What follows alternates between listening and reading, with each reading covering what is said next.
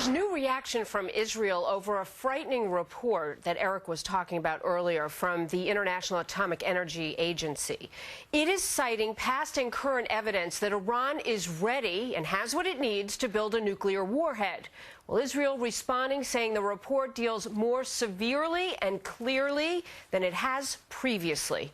So does Israel feel that the UN is now playing a greater role to curb Iran's nuclear ambitions?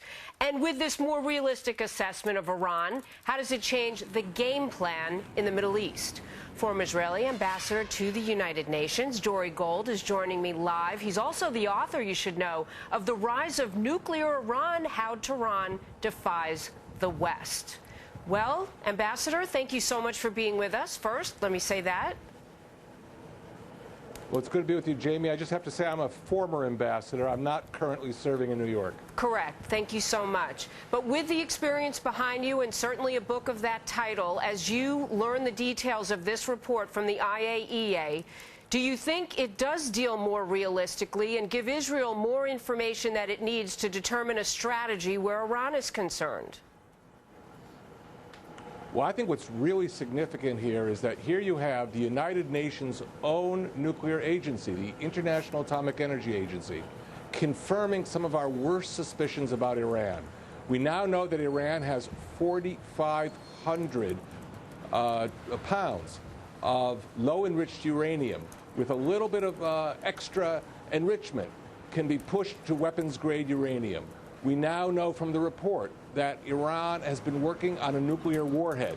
And anybody who's followed the news in the last year can see those Iranian missile tests. You take a missile, you take a warhead, and you take enriched uranium, and you have a full-blown nuclear weapons program. And we also know that Iran has been consulted by other countries about their capability. This is something they're very proud of, their program, and although they continue to insist that it's for peaceful purposes only, it's been a concern for Israel. The question is, with this new information and a new head to the IAEA, is it a game changer for Israel? Are military options on the table now for Israel? I don't expect you to tell us specifically what you think will happen, but what do you think should happen? Well, I think all countries who have been threatened by Iran, like the United States and Israel, have a right of self-defense. But at this point, what's clear is that we have to move very quickly to crippling sanctions. We don't have time to have long debates and discussions about this. Both the U.S. House of Representatives and the U.S. Senate, for example, have adopted legislation which calls for sanctions on companies that sell gasoline to Iran, because Iran can't produce enough gasoline even though it has a lot of oil.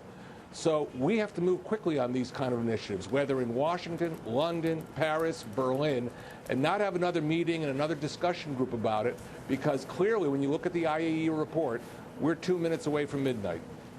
In my research today, I learned that Israel is focusing on Russia and China, in particular China, to try to get the support, because the support of Russia and China could be key to getting Iran's attention and getting the crippling sanctions that you talk about. There have been 3 sets of sanctions out of the United Nations that have not had the impact that they need to get Iran to come clean about the nuclear program. What are the chances that Israel can convince these 2 countries to step up to the plate?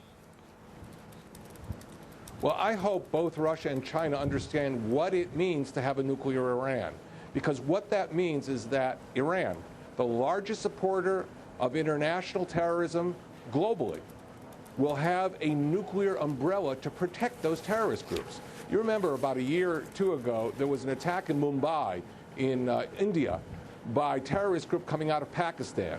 Well, why didn't India take any measures against Pakistan? Why did Pakistan feel it could sponsor terrorism against India? Because Pakistan has a nuclear umbrella. Therefore, their terrorist groups are freer to move. If that happens to Iran, Iran is a country that attacked the U.S. Marines in Beirut in '83, U.S. Air Force in Khobar Towers back in 1996 in Saudi Arabia, and has attacked Israel through sponsors like Hezbollah and Hamas repeatedly. Imagine what those terrorist attacks will be like if Iran can give them the backing of having a nuclear umbrella over their activities. We'll have a much more dangerous world should they cross the nuclear threshold. We have to prevent it.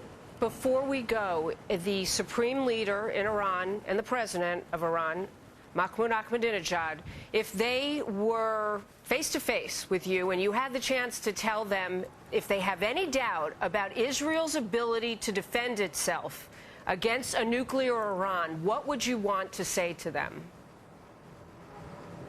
Well, I'd want to say we're monitoring what you are saying. We saw that the Supreme Leader, Ali Khamenei, stated that Israel should be wiped off the pages of history.